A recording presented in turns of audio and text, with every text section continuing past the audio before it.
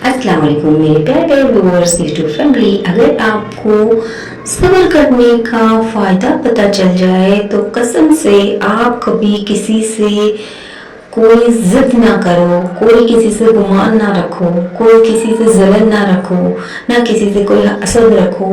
आप सिर्फ अल्लाह पे मुतमईन हो जाओ। अगर आपको सही तरीके से सब्र का पता चल जाए ना, ये लफ्ज़ सब्र का ये लफ्ज़ अल्लाह का इतना बेहतरीन अल्लाह ने सब्र बनाया है। जिसने सब्र किया है अल्लाह ने उसको सब कुछ अता किया है।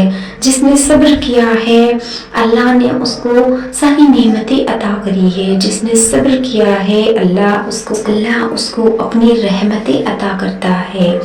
जिसने सब्र किया है अल्लाह उसको जन्नत अता करता है। जिसने सब्र किया है अल्लाह उसके गुनाह माफ़ कर देता है। जिसने सब्र किया है अल्लाह उसको सारी दुनिया से अलग बना दे। इस सब्र में ही तेरा शुक्र है।